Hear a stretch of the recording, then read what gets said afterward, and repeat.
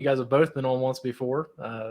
So now we get to kind of all put our heads together and talk about something that's near and dear to two of you, not so much to me. But before we get down the whole carp path, Patrick, do you have any updates on Carp Slam? Yeah, we're a month out from the tournament. It's a fundraiser tournament here in Denver. All 15 amateur competitors sign up and fundraise to for the betterment of the South Platte River, which runs through this heart of Denver. Trout Unlimited is a national organization. I think Denver Trout Unlimited chapter is one of the few, maybe only chapter that has an urban stretch of river that we take care of. It's our 15th year, and all the money goes to making it a better fishing waterway. The last 14 years, we've bought holding water at the reservoir so that on days that the reservoir itself doesn't want to release water, they will release our water to keep flows up, to keep temperatures up, to keep oxygen levels up through the city for the fish. And this year's fundraiser benefits forever access points. I think 10 spots in 10 miles to get elderly and children and people with disabilities down to the water's edge to fish. So it's a great effort or a great cause, and strictly fly fishing tournament.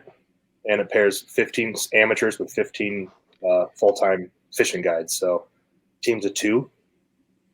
And I believe, Zach, you're one of the referees this year. Yeah, nice. Baby. It's a random draw party the night before. We find out what amateurs are paired with what pros and paired with what controllers. So maybe we'll be on the same team. Well, wouldn't that be something? So I guess on a personal level, when did they start sending that information out? I know there was kind of like a little pre-party thing on the 14th. You guys got together and did something? I'm not sure which event. The 14th. I can't remember. It was something. I got an email for it, I think. Oh, well, it might have been. We did have a fundraiser at the same place we're doing the pre-draw party. They just had like $1 a beer. Anything sold that day also benefits the tournament. So it was just kind of an open invitation to come in and hang out and have a few drinks. I'm not sure what else would have been emailed about. Sorry, I'm blanking on that. Well, heck, I'm blanking just as bad. I saw it and I was like, yeah, that's great. I'm going to be able to make it. Swipe. Get out of here. So just real quickly, the tournament set up, you said it's an amateur matched up with a pro. What are the guidelines for winning? Is it most fish, total weight? Total inches of fish. And you as a controller will be with a team, and the pros and AMs have to catch and net their own fish. Then they'll hand them off to you in a separate trough style net so you can contain the fish a little bit better. And then we measure from nose to tip of the tail. We allow for curvature of the fish. So if you catch a really fat one, you get extra distance. So most total inches of fish caught. So that's a medium. You might, if you catch 2 really long ones, you might beat 3 shorter fish type of a thing. So I like it. And are all 15 spots filled this year? As of right now, all 15 spots are filled, but there's also a minimum requirement of funds. You need to raise funds. So we have 15 people signed up. There's a few spots who haven't raised the minimum of $350 yet. So if you're dead set on competing, if you sign up and fundraise $350 within the next month, you are guaranteed a spot. Not this guy. Maybe next year I'll I was just announcing that to everyone listening. Carpslam.org. Carpslam.org. Okay. All right. Enough of that. If you want to talk, if you want to listen to fly fishing and catching carp, me and you and my other co-host Brad, we've already talked about some of the various fly fishing methods. Al, you have been chasing a lot of different species down there in Texas, catfish, and carp is one of them. What made you decide to want to try to catch carp? So I never really gave myself the title of bass fisherman. It's just what I was just catching, right? So it was never to be honest, it was never really a hard pivot for me. It was just more of a, okay, I think it's time to really start targeting other fish. It was more of a challenge for me.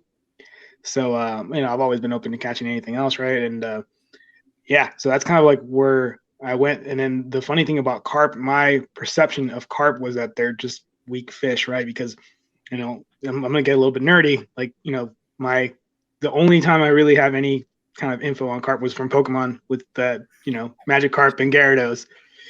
So, Magikarp is pretty much useless up until it evolves. So that's kind of what my perception was like. Okay, so there must be some truth to that.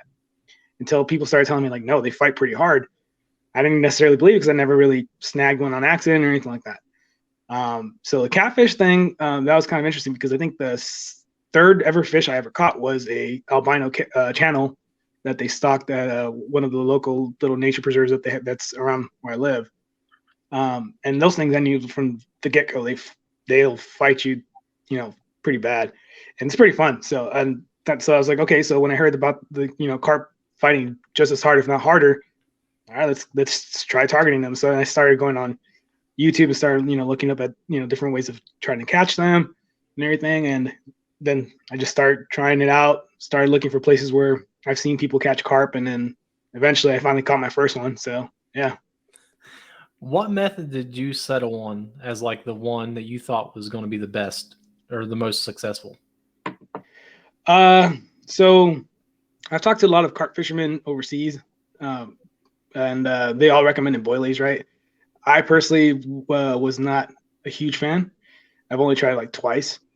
So I basically just settled with a method feeder and, kind of like, yeah, that setup really. Cause, a method feeder, from my understanding, is like a good way to kind of get around like chumming. Like if you can't chum in a certain lake, method feeder kind of, in a lot of places it's legal.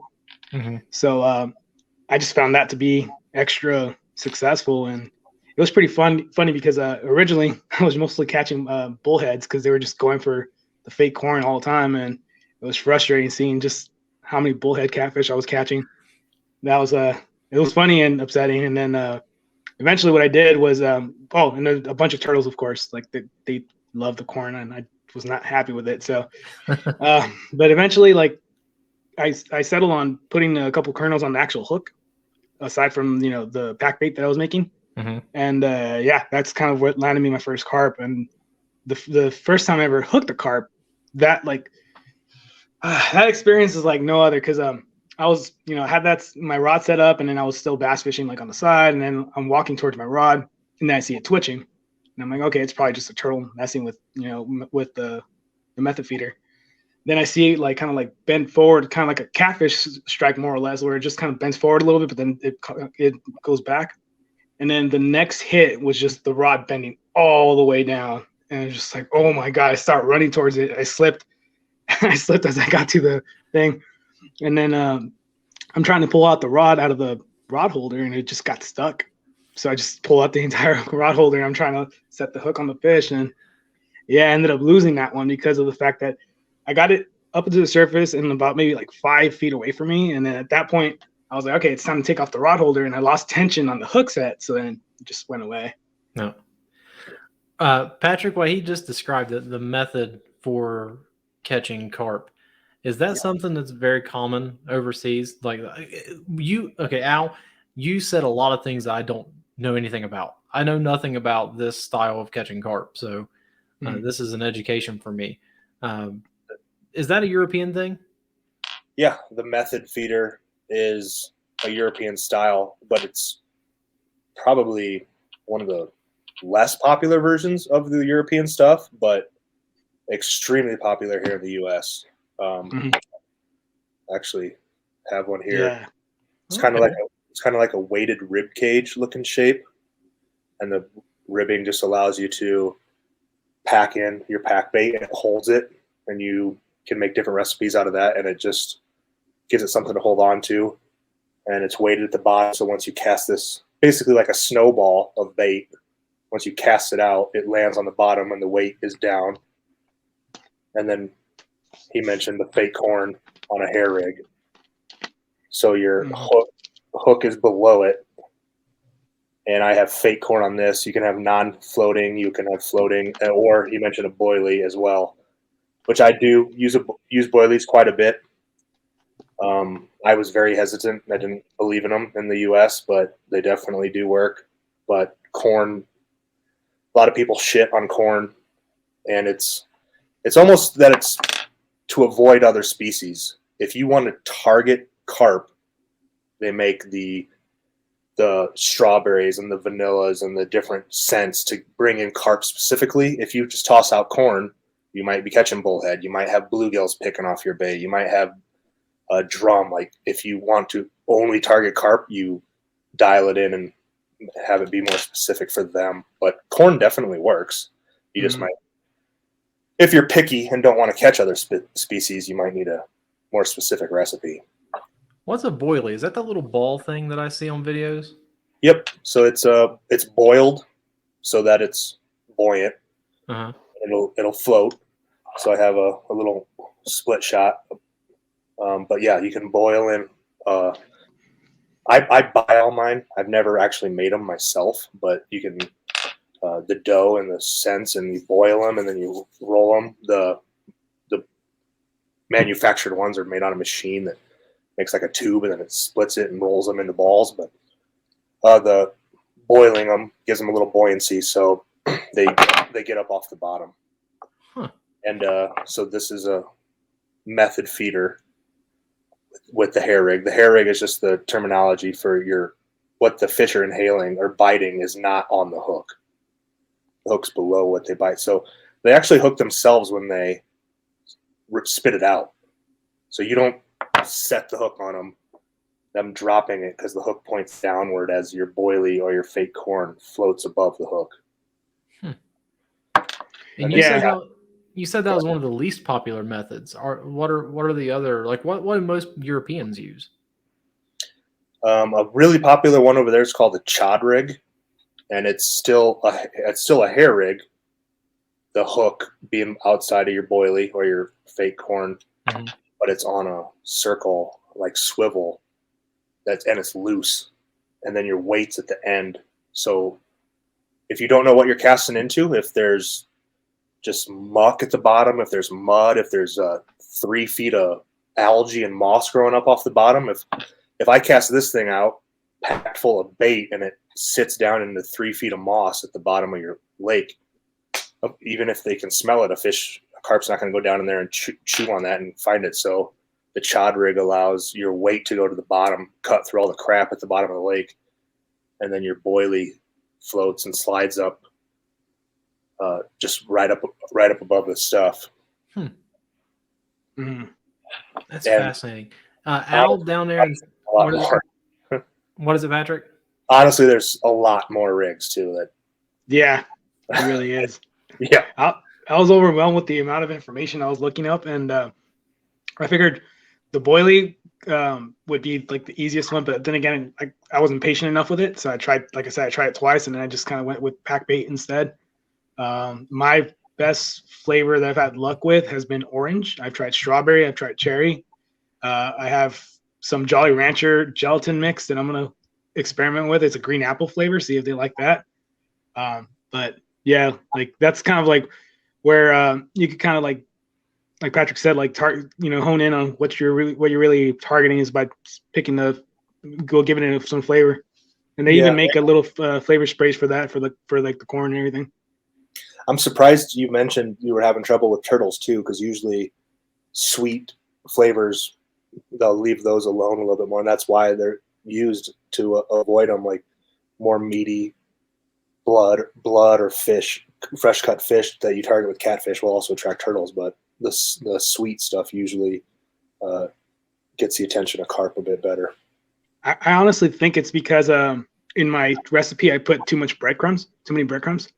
So it might have been a little bit more bread heavy, maybe. I mean, that's the only thing I can think of, because when I started cutting back on that is when I started getting more success with carp. When I mix up my pack bait, I'll do – a lot of people use panko. It's like breading for fish frying and stuff. I don't know, for whatever reason, I have a hard time finding it in grocery stores, at least in bigger containers. Mhm. So I'll use a lot of just cheap instant oatmeal instead of Oh. panko. And I have noticed that when I do find the panko and use it, it floats. It's a lot lighter. So it's got to kind of be a happy medium of oats and bread, and then your flavoring, and then just getting in the right amount of moisture so that if it's too dry, it's not going to pack into a ball. And if it's too wet, it's just soggy and falls off. So you kind of play around with figuring out the best mixture for that. Yeah, absolutely. I've made the really soggy mixture more than to have the dry, and it's just goes down there like a rock. And then when I'm reeling it in to just basically repack, I have to like shake it violently to get rid of it, and then because it's all just stuck there. Yeah. Are the European methods different than, say, like an Asian method for catching carp? I believe so, just because of the species. The Asian carp is a class of 3 different carp. What is it? Silver grass, and big head. Okay. A lot more vegetation, eating fish, algae, filter feeders.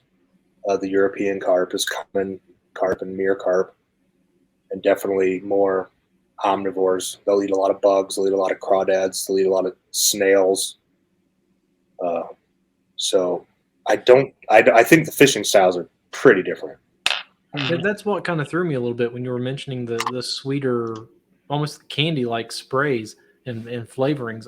I always thought of carp as a not so much an omnivore, but more of a carnivore going after crustaceans and aquatic creatures. I didn't know they really dug those sweet flavors. Well, I mean, berries falling in from trees. I mean, they'll definitely know if that's a food source at the time of year. If any kind of thing's falling in, the fish will find it and know it. But I don't know why the sweet stuff attracts them. It's just something different in the water that happens to get their attention. I mean, like he said, his favorite flavor is orange. I doubt there's orange trees down in Florida that are dropping into the water and the carp are going nuts on it. Yeah. I don't know. Are there orange trees down there in Texas? I mean, there's some, but not near water. So. Al, did you take someone with you when you started carp fishing to kind of show them the light?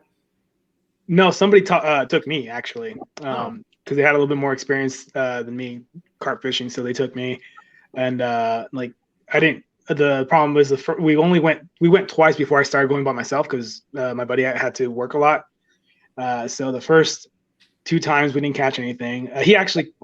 The first time I met him late. So as I was walking towards him, I see that he's holding the carp and he already had caught one, and I didn't see, what the rod bend was like, right? So the first few times when, even though I didn't have my recipe right, or when I would see the rod tip bend for like any little tiny thing, I'm already, oh my God, there's a fish on. And my buddy's like, no. You trust me. You'll know when the carp hits. Like they hit like a mother effer. Like, you'll know. And I didn't believe it until, my very first time, like, and I was out on the lake by myself. When I saw the rod, like my rod is a pretty sturdy rod. It's meant for like 25-pound catfish and above. And that thing bent it all the way down. Like it was pretty insane. So I'm now, after catching a few carp, I'm thinking that one that I lost was probably maybe like closer to like 12 pounds maybe, because I remember seeing just a massive like bronze back like just coming out of the water and look kind of fat. And then the other ones that I've been getting are kind of a little bit under the 10-pound mark. And but basically my buddy took me first, and then we haven't really been going a whole lot since. There's the recent time where I went, where you saw that reel that I posted on Instagram with the catfish. I mean, with the carp. That was him recording. So, and that's the last time I've tried targeting carp, and that was like a week ago. So the tackle recommendations when you're doing something like this, Patrick, when I see all the little Instagram reels and YouTube videos of these guys fishing overseas, they've got these monster, like what I would consider like salt rods. Is that pretty common fare? It's not needed. I mean, that's what they do. That's what they love to do, and they're going to get tackle specific stuff, but it's not needed. I use my 7.5 foot bass rod quite a bit. It's a medium heavy, and I won't even hesitate to throw on a carp method feeder. It's going to be a little heavier. It's got enough with the medium heavy. It's got enough backbone in it to fight a fish. It also depends on how big a water you're fishing on. If you're like fishing a big lake, maybe you'd want something like as big as some of the Euro style ones are 12 footers, but they also use like really stiff 9 footers. So it ranges. It's just what you're comfortable with. But as long as you have your drag set correctly, because these fish scream. As long as you have your drag set correctly, you can fight them on a bass rod, no problem. I wouldn't do like a medium bass rod because those are lighter, just so you can throw when you are bass fishing. They're for lighter lures, but something with a little bit of backbone, and you'll definitely be able to handle it. But if you want to get a heavier rod and spend a summer targeting carp, you might as well give it a shot. That's basically what I'm using. Yeah, like the 7.6 medium heavy. Yeah. Well, I mean, heck, Patrick, you catch them on your fly rod, so I mean, you're talking a completely different ball game. It's totally different styles, and I do both. I do a lot of fly fishing for them, but I also only do it when the conditions allow. If it's a nice day, if the river's at a right level, a good level of clarity, a lot of sight fishing.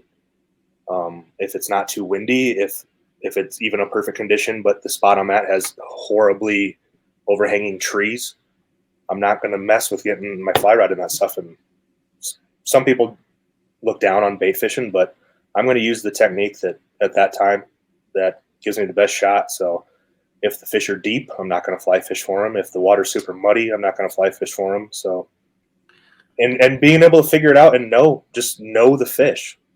What are they doing when it's muddy? What are they doing when it's high water? So if you know how to bait fish for them and know how to fly fish for them, you're going to just have a better understanding of what they're doing at all times and better chances of catching them. While fly fishing for them does seem much more challenging, and I might say more rewarding for catching one, you can't overlook the advantages you get from doing this, the bait method.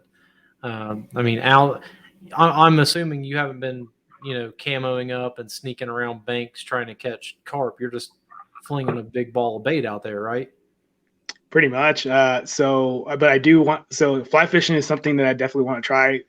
I'm thinking probably next year I'm going to start getting into fly fishing just because, again, it's something that I really want to challenge myself doing. I talked to one of my friends that, he does tenkara fishing, and he was telling me like, well, hey, I noticed that you've been catching carp recently, and you do know that they make tenkara rods specifically for carp, and apparently those are a thing as well. I've never tried fishing of that type of method yet, so it's kind of interesting for me to see that, especially after seeing how tough these fish really do fight, because they do fight pretty hard, and they're definitely underrated, I feel like, and especially with like, a lot of the bass fishermen that I've talked to, some of them that have accidentally caught a carp, they'll say like, yeah, they fight hard, but I still prefer catching bass, and I'm kind of more getting to a point where I'm like, I think I like catching carp a lot more now, just because it's fun every single time. Like even if it's like a little like 4 pound carp, it's still a fun fight. It's totally different, but it's so fun both ways. Like I love when I go to somewhere that's crowded with bass fishermen, and they're like, oh, the koi or the bass or the koi or the carp don't eat anything. I'm like, all right, watch. But it's a totally different fish. Like bass are predators, and you can throw out a popper and make noise and make a disruption on the water, and the bass is going to investigate it or come up and just smash it. And it's the fish going to the lure. If you're fly fishing for them for carp, you have to sneak up on them. You have to put it right in their face without them knowing. They're not going to investigate any. If they hear noise or disruption, they're gone. It's more hunting than fishing. Mm-hmm. And then being able to bait fish. So when you bait fish, it's you bringing the fish to the bait. When you're fly fishing for them, it's you bringing your fly to them. and you kind of get like a balance of I'm not going to bait fish here. I could throw out bait here all day, and there's not going to be any fish. Like, you learn to be like, where would I go if I'm fly fishing? Well, I'm going to go in this section. But if I'm still bait fishing, I'm going to put my bait in the best spot versus just chucking it out where I don't know the depth, I don't know what's out there, and wait for the fish to come to it. So it's just a nice balance. So when it comes to the Platte, would you bait fish and fly fish the Platte? I mean, there are sections where you'll do different methods. Yeah, just mostly conditions. The Platte River through Denver exists for flood control, the entire city. So if we get a big rain anywhere in the metro area, the river could change 3 feet in a day and drop 3 feet in a day. So if it's low and clear and good conditions, fly fishing it's awesome. It has great accessibility. I've been to other cities to fish for carp, like I've done the Chicago River, and all through the Chicago River downtown, you're almost everywhere. You're 10 to 20 feet above the river on a walkway, and it's just straight down. Like, if you caught a fish, if you caught a carp, you can't drag them up that. So just the Denver, we have the bike path for 9 miles through the area. We can get down to the water pretty much everywhere. So it's great. What were you going to say, Al, before we cut you off? I don't remember. Sorry. No, it's all good. I'm not sure. I don't think I was even going to say anything. I think I was just going to make like a little comment that might not even be relevant anymore. But yeah. Well, the places you're fishing are different than what we've got up here. So, we were out elk hunting today, and we were driving back, and my neighbor said, "That's probably not really much of a river to you, is it?" And I'm not. No, we were going down the Big Thompson, and it's just this rocky mountain, what I would call a mountain stream, totally void of anything but trout. And you get to the South Platte River, and I've heard so many people talk bad about the South Platte. I don't even know if it's worth my time to go fish other than for carp. But then you go down to Texas where you're at, and I mean, that's bass country. Everybody fishes these big bass lakes, right? Are you fishing the same bodies of water for carp that you are for bass? It depends. So there's 2 spots where I've been catching them, and both of them are more known for bass and crappie than they are for carp. But it's the weirdest thing, because you like on one of these places you would see a sign that says "Do not eat the common carp. May contain whatever BPA's and all that stuff." And that body of water is not the cleanest, I would say. I think the day after I caught my first carp there was an article published in the local, sites and stuff like that, that apparently they were like digging up like stolen cars out of the lake or something. So I was just like, okay, yeah. But I mean, there's a lot of carp there, and I know that gar fishermen, they'll go and get a carp there for gar bait. So like for big alligator gar. But you can find bass there. I mean, I've caught 2 3-pound bass on a tiny little crappie lure, like from there, which is the most strangest thing to me, because I was actually trying to catch a bluegill so I can use them as bait for blue catfish, because that same lake has blue catfish. So, but there's a lot of little spots like that, little ponds that have carp, and that's what I kind of just see in one of the places where I would used to bass fish. I remember constantly getting skunked, but every single time I would get skunked, I would see a fish coming out of the water, and I was just like, okay, I know there's fish. And I thought it was a bass at the time, because I mean, I was fairly new to fishing. Turns out it's carp, because I know apparently carp, I don't know why they do that, but they just jump out of the water randomly. So now it's like, okay, so now I know where to find them when I see them, and I'll come back the next day with like pack bait or something. Why do they do that? I've heard a few things. It's something to do with like their swim bladder, regulating the pressure in it. And I've also heard a theory that they do tend to jump more around spawn time. So I've heard they're like kind of loosening up the eggs. I don't know. I don't know a specific answer for that, but it's not all the time. But yeah, every once in a while they think they're Shamu and just jump out of the water. I was going to say, for you being in Texas, just everything's bigger in Texas here. Like, it's such an untapped resource. Carp fishing in the States is not that popular at all. It's gotten a lot better over the last 5 years, but the amount of water down that and the lakes and the size of stuff, a lot of bow fishermen, you said gar fishermen, like they overlook carp all the time. So I'm sure there's just monsters down there. And even lakes that are bow fished a lot, that actually it thins it out. So that it allows for the carp that are remaining to get even bigger. They're not competing against a giant population of carp. So that'd be awesome to try some spots down there. Patrick, if you were heading down to a place like Texas, what's something you would look for in a body of water? Like, obviously you want to look for a lake that has carp in it, but if you stumbled upon something, what would be like a perfect place for you to fish?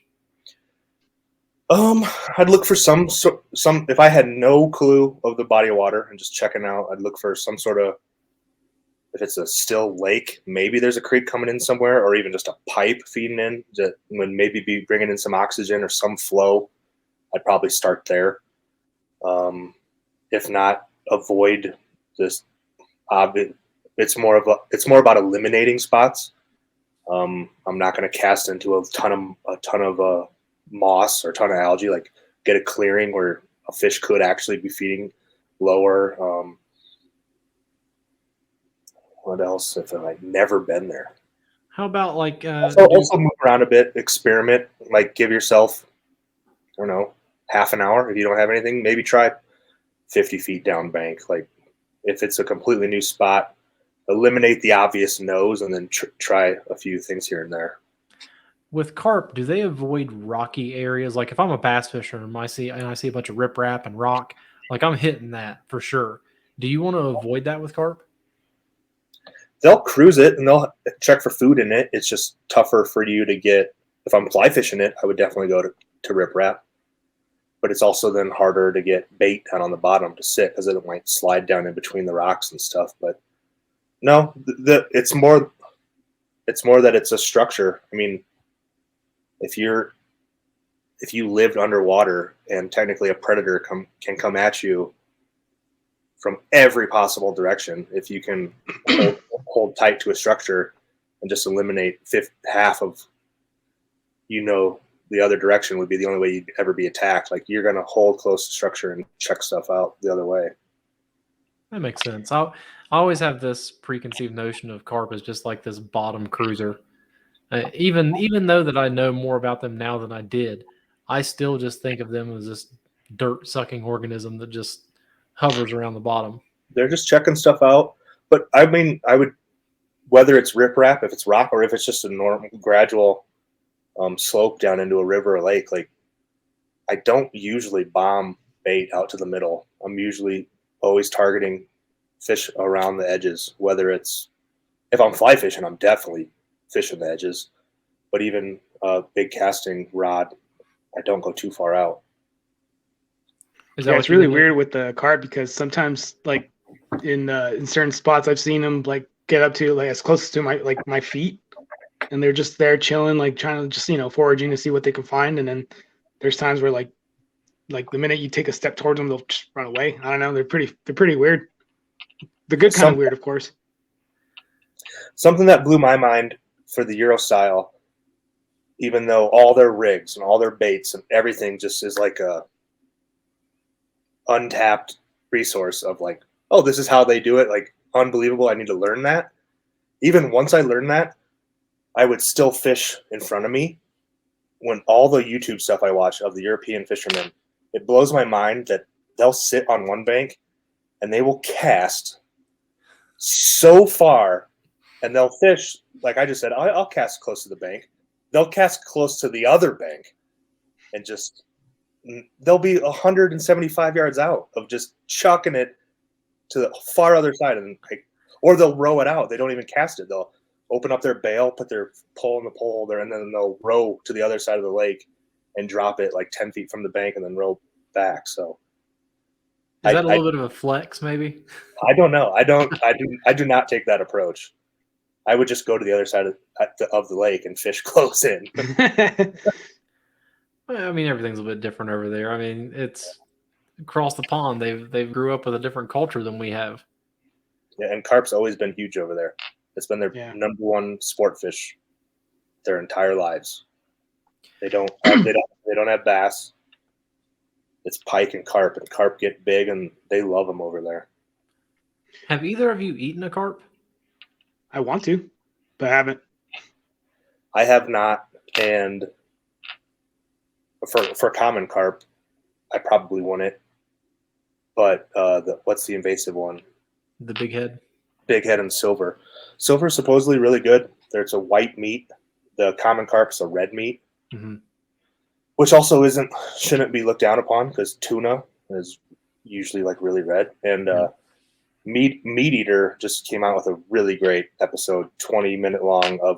They're like, how can we get Americans to eat carp? And they're like, well, if we get anyone to accept it, it has to be deep fried. So let's figure out the best way. And then they went through like, how do we skin it? How do we fillet it? How do we cut it? One guy filleted it, and there was a lot of Y bones. And then he's like, they ended up with like a tenderloin butterfly cut, and then breaded and fried, and they loved it. It was great. It was a really good episode. Did you watch that, Al? Because I saw it. I haven't seen it yet, but one of my buddies told me about that because I've asked this person like, "Hey, do you eat carp?" He goes, "No, the carp is basically a trash fish, but if I do eat it, I would make it into a fish stick." I'm like, okay, so basically like you were saying, like fried. So yeah, which is kind of like, I mean, I don't consider carp trash fish anymore. And again, that was just from what I got like from the grapevine because it's you're like Patrick was saying, it's not the most popular thing to fish for here. So but yeah, I need to I did hear about that episode, so I need to go watch it. Even after they did a great job and helped like shed light on how carp is better than everyone thinks, but it did show that it's still a pain in the butt to clean, and it's super slimy. A lot of tough scales. Like someone would rather have a beer and fillet 50 crappies than dice up a carp and like have to use a Dremel to get through it, But technically speaking, the meat is good. Yeah. Well, again, I think it's just a symptom of some of the places they live. You think of a carp as living in the tepid waters, the still water where there's not a whole lot of oxygen. That's the common conception of them anyway. And like you were saying, Al, that place you fish, it's like, hey, don't eat these things. There's a lot of negative chemicals, and I'm sure the Platte, especially down through the middle of Denver, is probably the same way. Was that warning for all fish or just carp? Because it's the water, it's not the fish. That's the weirdest thing. It was just the carp. That's weird. Yeah, but there's there's a different sign that says you can catch blue cat, channel cat, crappie, bluegill, and all that stuff. And there's no warnings on how many you should eat, but the common carp one had like if you're if you're a woman under 50, the children under 50, under I don't know like 18, and all that stuff like don't eat, and if you're a male, just eat it once every month or something like that. But yeah, it was just for the carp for some odd reason. I bet it's one rogue carp fisherman who put up his own signs to make everyone release his carp for him. That'd be awesome if it was that. I'm pretty sure. I mean, but like it's, I don't know, like that would be pretty awesome. Maybe you should try that for your bass fishing spots. Don't catch bass out of here; they're really dangerous. Oh no, that won't work. Like you see so many Instagram posts of people fishing in spots right next to signs that say "Do not fish," and they don't care. So obviously, your conception of carp has changed quite a bit. Are you going to work on getting other people to fish for carp, Al?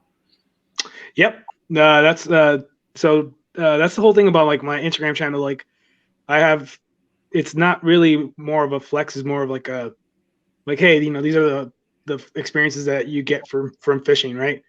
You already know that I have like my podcast, which is kind of around mental health in the outdoors. So that podcast is an extension of what my Instagram is. So I do want to take people to go carp fishing if they they choose to do so. The problem is like a lot of the bass fishermen there, or a lot, actually I should just say a lot of lure fishermen, it's hard to really get them to sit down and go bait fishing really. So it's a tough adjustment. I mean, even for me, when I went catfishing on the Ohio River, I was in a boat. It felt really good, but at the same time, you're just hucking a piece of fish out there, you're letting it sit on the bottom, and you're waiting. And that is a tough thing to get used to whenever you're used to sport fishing, like bass and crappie and all that other stuff. Yeah, and so I've kind of gotten so over the time where I was trying to catch carp, it was like I was finishing up a challenge that I was doing. It was more of a fitness and mental challenge where, you know, one of the requirements was to read 20 pages of a book every day. So to killing two birds with one stone, I would go bait fishing and bring a book and read. I'll read as I'm saying that. Just put a bell on the rod and just go like that. So I've learned to kind of like be. It definitely has helped me like be a little bit more patient and also multitask. So I enjoy it now. Like sometimes like there's days where I just want to bait fish, just sit under a tree and just, especially right now during summer, just sit under a tree and just wait for the carp to bite. And sometimes I just I'll cast the lure out and try to catch some bass. Do you feel the same way, Patrick? Do you enjoy bait fishing? Yeah, it just depends again on the situation, but also even every now and then of like if all the conditions are perfect for fly fishing, I'm like, I'm just gonna sit here and chuck out a bait and just relax. There's a lot of fly fishing is covering ground too. I'm gonna sit here and wait versus walk a few miles trying to find some feeding fish. So yeah, I can sympathize with that. I spent 5 or 6 miles up in the mountains today chasing elk. So, yeah, I think I would have much rather just sat in one spot and let an elk come to me versus doing all that.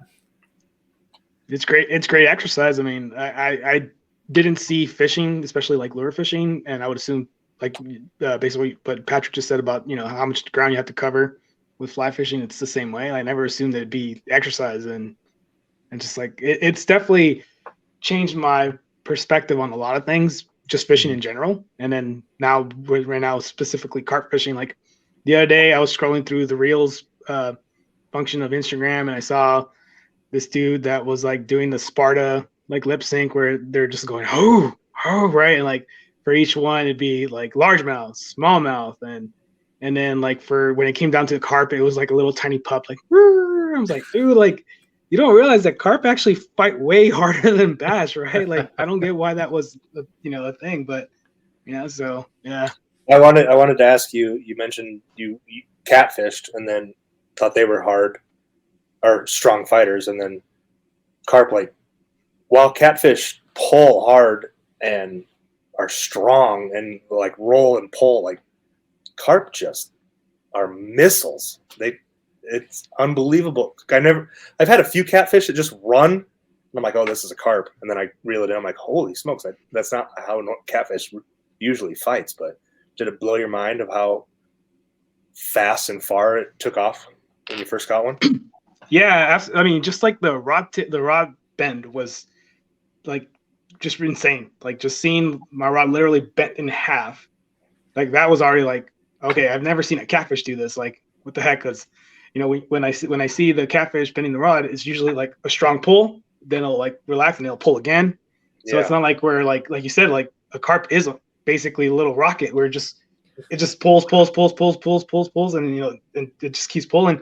And as I'm I mean, I should probably change the wording of like or rephrase of how I said like because you said you don't set the hook, you kind of just like give it enough tension to keep the hook in its mouth. But as I'm holding it like that, like I can feel like the energy transferring all the way down to the rod, all the way to the handle, which is ridiculous. I don't feel that when it comes to catfish. So it's like it's insane just seeing them. And then when they're up by the surface, like you see that whole rocket motion where you just like they might just be chilling like on the hook, and all of a sudden you see them just like dash, like it's insane.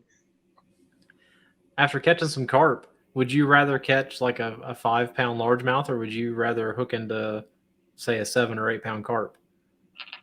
That's not even a fair comparison to the bass. 7 or 8 pound carp is way stronger than a 5-pound bass.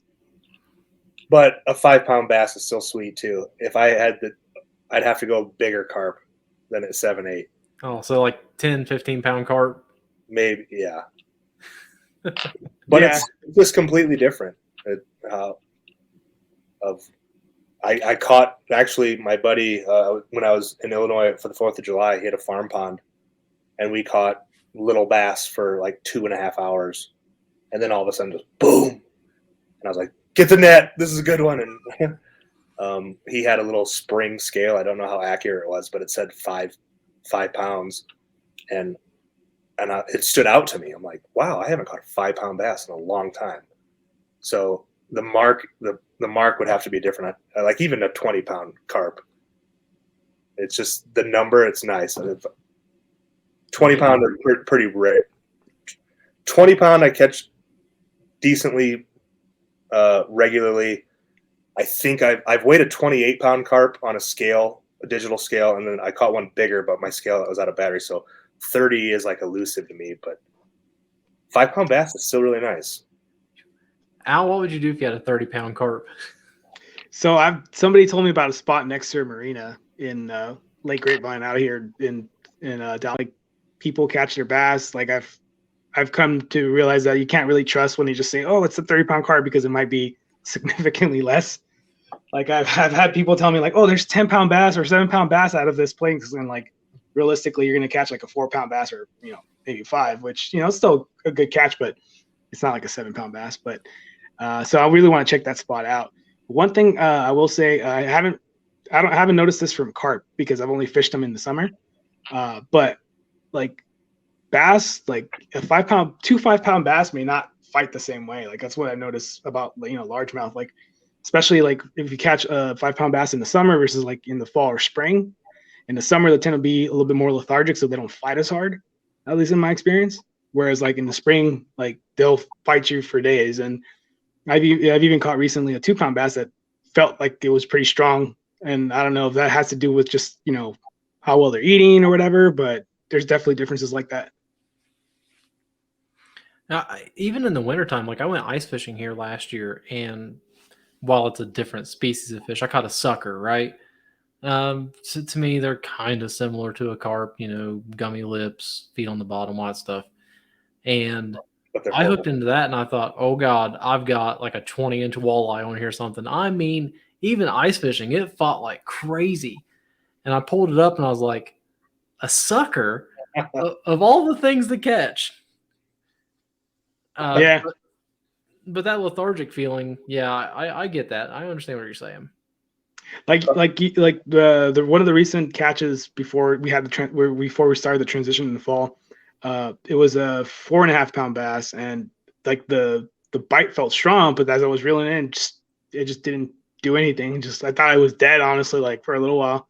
I put it back in the water almost immediately, and it just didn't move for like almost a minute. Jeez. Just because it was so hot. Yeah.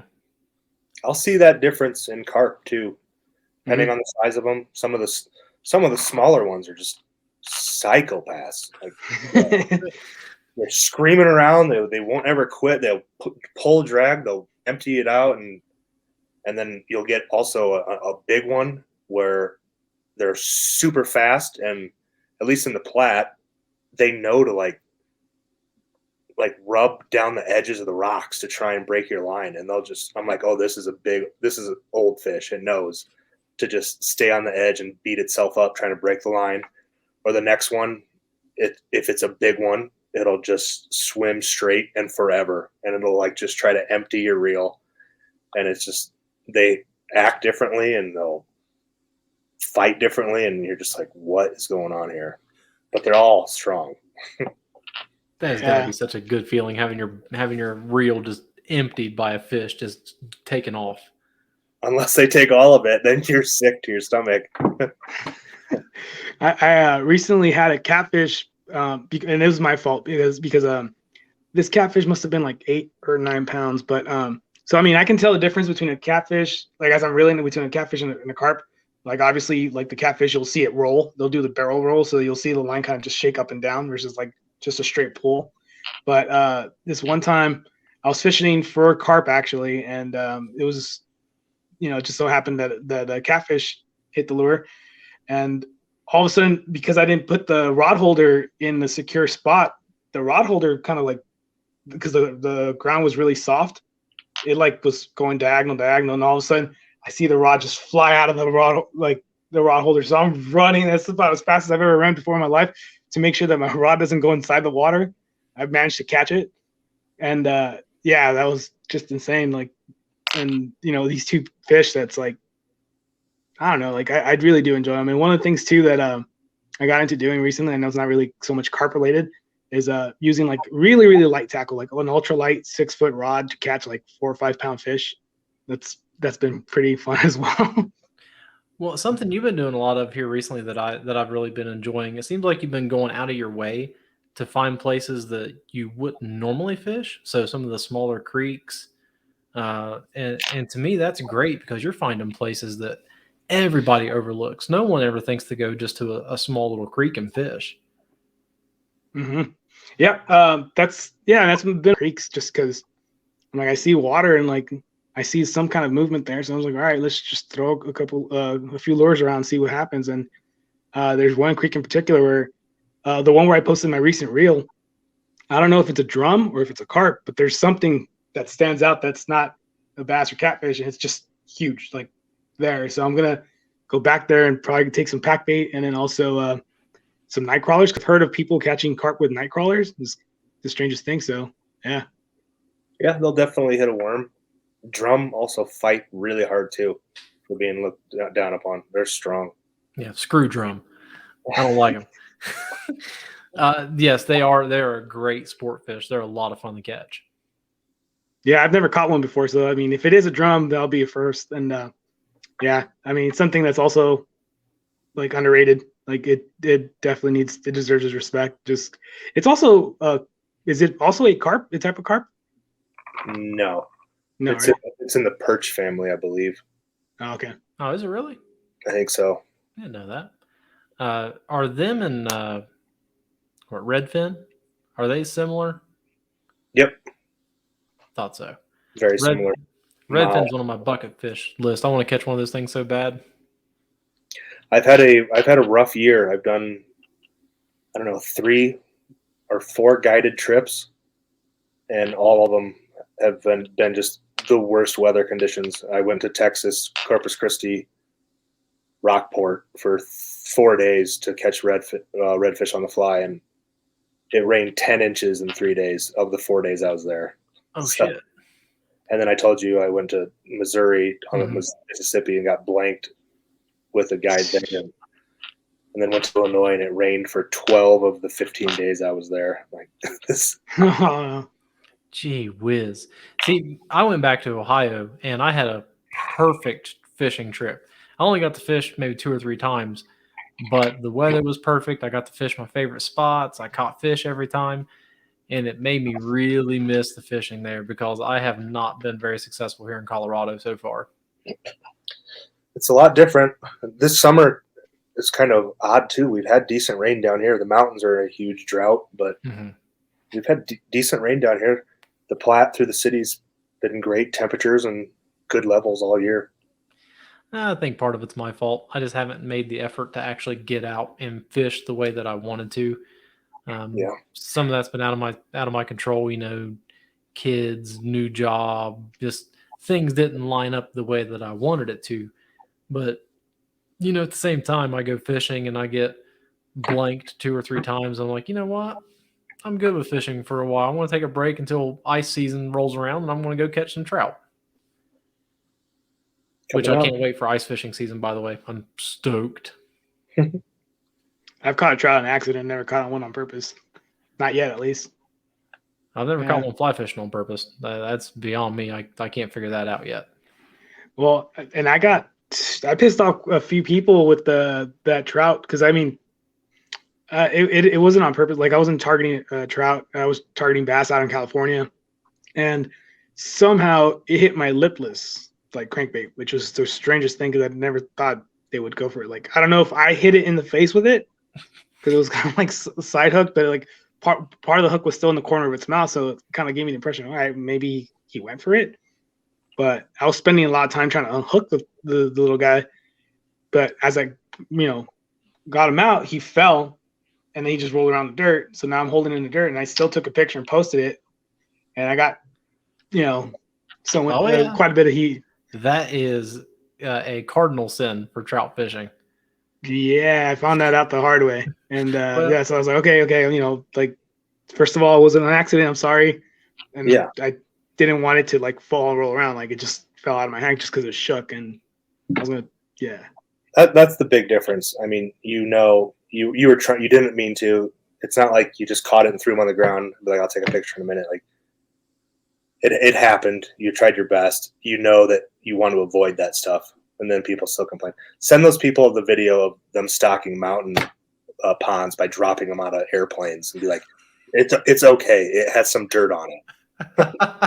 I've seen a video of a fish cannon where they basically just shoot them into like some lake, just like from a giant tube, and they just shoot out and fall into the water.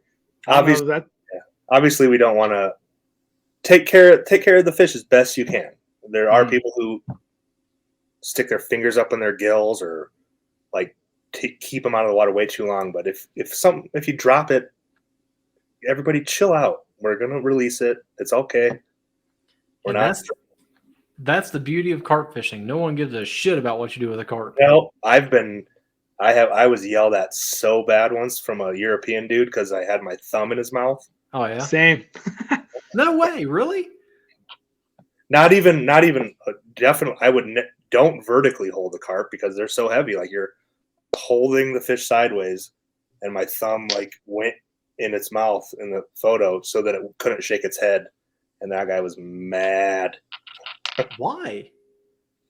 They treat them it's like the trout here.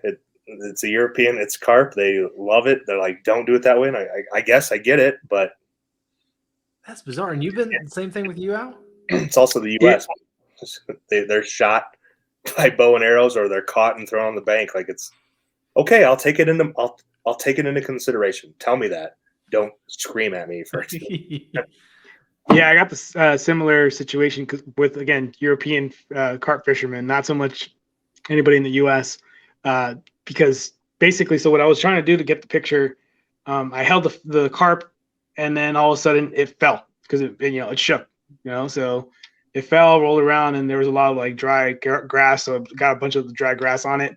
So then I still ended up taking the picture. And again, this is my first carp ever, so I didn't know like how delicate their slime coating is. At least that's what they were telling me, is like the slime coating is pretty delicate, which is weird because I released them back out and I saw like all the grass just fall off of it like as it hit the water. So, but yeah, I got some heat from just doing that. Like, oh, you gotta be better as a sports fisherman and this and that. I was just like, ooh, okay. But that's also good to know. Like it's. The next time if you are carp fishing and you see someone laying them in the dirt, send that knowledge along. Don't present it the same way it was presented to you, but it's a good thing to share because you do see, especially in the U.S., you see people stick their fingers up a carp's gill and just hold them vertically, and they're so happy about the fish they just caught. And I hope they love carp fishing, but don't do that, So, yeah, no, and I did have one guy comment saying like, "Hey, I'm glad that you caught your first carp, but we, just still keep letting you know even though they're really strong fighters, blah, blah, blah, and all that stuff, they're really delicate as well. So make sure you do a little bit better to like not let it fall on the grass." So I was like, that one I took, and now I have my own little mat for unhooking the carp. Like I don't just do it from the net, so. I took that to heart because it was presented in a way that's like, okay, this is constructive, and I'm always willing to learn. So, but then there's some people that were just like pretty douchey about it. They have landing mats, landing like troughs, and floating containers and everything. Like I don't have very much luck carp fishing at night over here, but carp feed all night, and in Europe they'll catch them and they'll put them in a floating net. Just for photography purposes. They'll take photos of them in the morning before they release them, and that thing floats in the water all night. It's not a stringer. It's not through their gill. It's not like they're just encapsulated and floating in the water.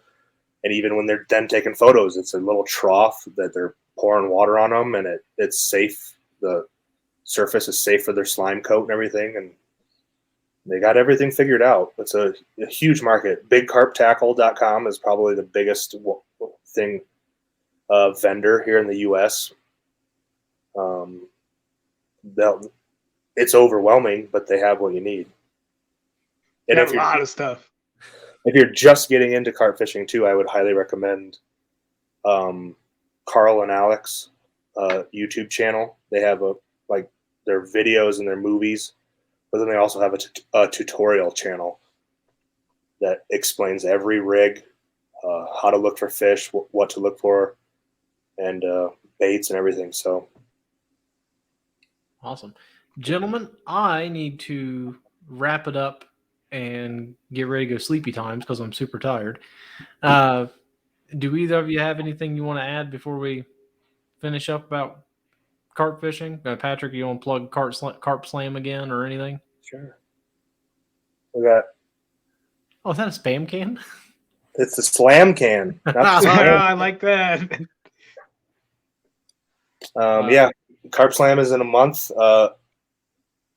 If you're listening and enjoy carp fishing, all of the amateurs do fundraise. If you go to carpslam.org, if you want to throw a few dollars at the fundraiser, you could just pick an amateur competitor, and it'll go 100% to urban river restoration.